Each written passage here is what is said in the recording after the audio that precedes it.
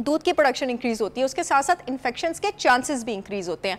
अच्छा, ये growth hormone जो है इंसान के जिस्म में भी, और मैं कुछ रिसर्च भी लाई हूँ अभी मैं बताऊंगी, इंसान के जिस्म में भी और जानवर के जिस्म में भी एक ही तरीके से एक्ट करता है। इस ग्रोथ हार्मोन ने जिगर में जाके एक और हार्मोन को इनिशिएट करना होता है जो होता है IGF-1, इंसुलिन ग्रोथ फैक्टर 1।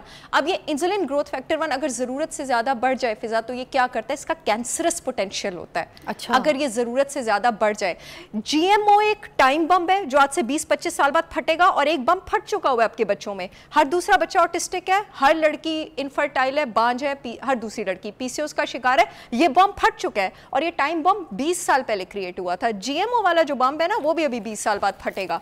शहर क्या ऐसा किया है हमने ऐसा क्या किया है जो इतनी प्रॉब्लम्स हम फेस कर रहे हैं अपने बच्चों में? हमने गॉड मेड चीजें छोड़ के ना मैन मेड चीजों को बहुत ज्यादा अपना लिया। अब होता क्या है कि आपके पास ये रिसर्च की गई है, ये मैं नहीं कहती, ये ऑथेंटिक रिसर्च कहती है कि जब गाय को ये वाला इंजेक्शन दिया जाता है तो उसका इंसुलिन लाइक ग्रोथ फैक्टर 10% तक, 10% सॉरी 10% नहीं 10% तक आपके पास इंक्रीज करता है। जब वो इंसान लेता है, इंसान का बच्चा लेता है, छोटा या बड़ा, वो कितने % तक इंक्रीज करता है, इस पर अभी रिसर्च नहीं आई। ये आज का टॉपिक बहुत सेंसिटिव था, वैसे भी जाहिर है मैं रोज पढ़ती रहती हूँ, लेकिन आज मैं खासकर पूरी रात इसको पढ़ के आई हूँ। दूसरी चीज, जब ये वाला फैक्टर गाय को दिया जाता है उसमें इन्फेक्शंस के चांसेस बढ़ते हैं। अदरवाइज भी जब गाय को ब्रीड किया जा रहा होता है उसमें इन्फेक्शन के चांसेस होते हैं, उसको डेली बेसिस पे कुछ एंटीबायोटिक्स की ज़रूरत होती है, लेकिन अब जब ये वाला इंजेक्शन दिया जाता है उसकी एंटीबायोटिक्स की ज़रूरत मजीद बढ़ जाती है। अब टिका के उसको डेली बेसिस पे एंटीबायोटिक्स लग रहे हैं। अब जब एंटीबायोटिक्स लग रहे हैं तो एक और फिनोमेना है उसके जिस्म में जो ज़्यादा हो जाएगा, वो भी मैं एक्सप्लेन करती हूँ, दैट इज़ एंटीबायोटिक रेजिस्टेंस।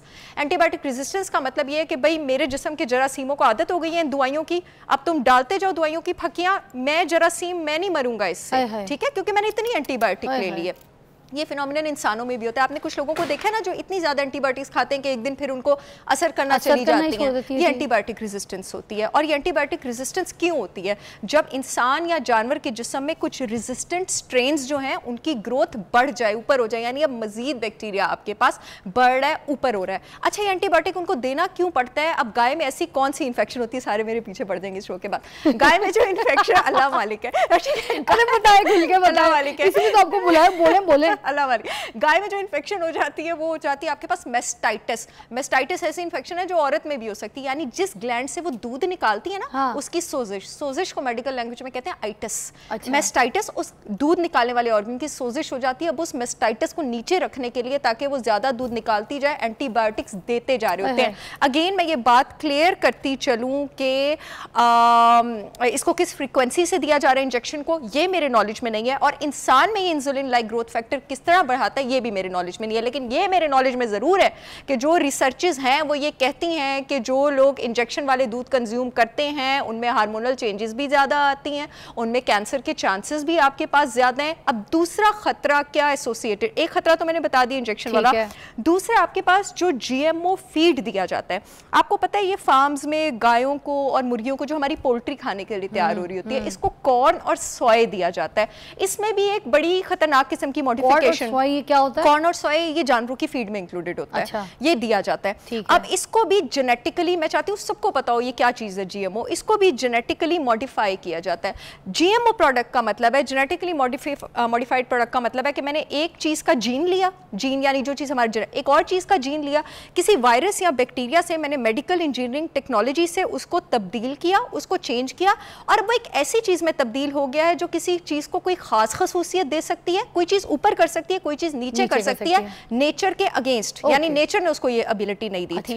अब जब ये स्टीरॉइड्स भी तो दिए जाते हैं, स्टीरॉइड्स भी दिए जाते हैं। स्टीरॉइड्स GMO से थोड़ा डिफरेंट है, स्टीरॉइड्स GMO से थोड़ा, GMO वाली फीड जो है वो क्यों क्रिएट की जाती है, GMO वाली खेती क्यों क्रिएट की जाती है? क्योंकि जब क्रॉप को जेनेटिकली मॉडिफाई किया जाता है तो उसमें एबिलिटी होती है ज्यादा ग्रो करने की, तेजी से भी ग्रो करती है, क्रॉप यील्ड भी ज्यादा होती है, और जो फार्मर है उसके पास ये एबिलिटी होती है कि वो जिस तरह की क्रॉप को चाहे ज्यादा ग्रो करा सकता है। फॉर एग्जाम्पल उसको कॉर्न की ज्यादा चाहिए क्योंकि उसने अपने जानवरों को फीड कराना है, वो कॉर्न की ज्यादा ग्रो करेगा। सबसे पहली जो इसमें डिस्टर्बेंस आती है वो नेचर की इको डाइवर्सिटी, बायोडाइवर्सिटी को तो आती है, क्योंकि अल्लाह ताला ने तो एक बैलेंस क्रिएट किया हुआ ना, ये अल्लाह ताला की तरफ से तो हुक्म नहीं है कि ये वाली क्रॉप ज्यादा और ये कम हो, नहीं। बशर्त सिवाय इसके कि जिसकी अल्लाह ताला ने कम ज्यादा डिसाइड किया। अब जब इंसान ये करता है बायोडाइवर्सिटी तो डिस्टर्ब होती है।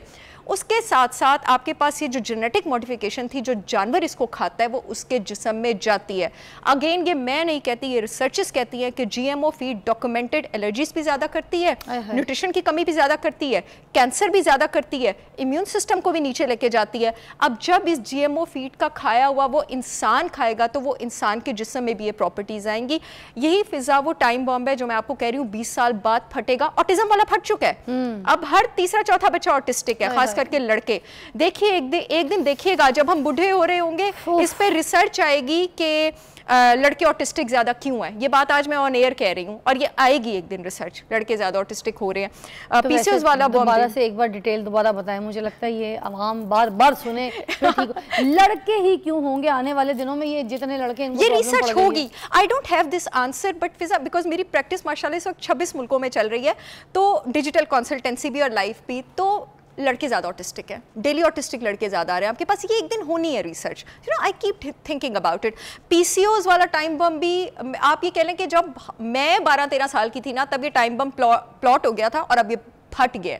अब आप यकीन करें। अच्छा, अब आप कहती हैं कि ये क्या चीज़ खाने से ज़्यादा PCOS और ये सारी चीज़ें जो है, जंक फूड और GMO जितने भी जेनेटिकली मॉडिफाइड, अगर आप वो वाली पोल्ट्री लेंगे जिसने GMO वाला खाना खाया हुआ, वो आपके जिस्म में आएगा, आपको हार्मोनल इश्यूज होंगे। कैसे चलेगा कि ये हमने GMO खाया? अगेन देन अच्छा, अब जब मैं ट्रेवल करती हूँ ना, मैं बाहर जाती हूँ, वहाँ पे जाके पहचानना थोड़ा आसान है, बिकॉज वो आपके पास, आप भी रिलेट कर सकेंगी, अंडों के ऊपर भी लिखा होता है cage free, free range, pasture raised, और आपके पास मुर्गियों के ऊपर भी लिखा होता है। और अच्छा, फिर डब्बों में भी लिखा होता है GMO verified, non GMO verified, यानी आपको पता है कि जो नॉन GMO है, मैं ये वाला प्रोडक्ट उठा सकता हूँ।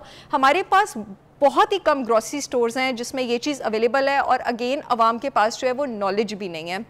आपके पास पोल्ट्री को 3 तरह से रखा जाता है, थोड़ी सी मैं पहचान बता दूं, क्योंकि एटलीस्ट अब अंडों और चिकन के ऊपर आम CSD वगैरह में भी ये चीज़ अवेलेबल है। एक आपके पास होती है केज रेंज, 4 तरह से, cage range, cage free, free range और पैस्चर रेंज। जो केज रेंज है उसका मतलब है ये जो सफ़ा है ना, मुर्गी को सिर्फ इतनी जगह दी जा रही है रहने की। याद रखिए, जिस मुर्गी को इतनी जगह दी जाती है रहने की, वो एंग्जाइटी की पेशेंट होती है।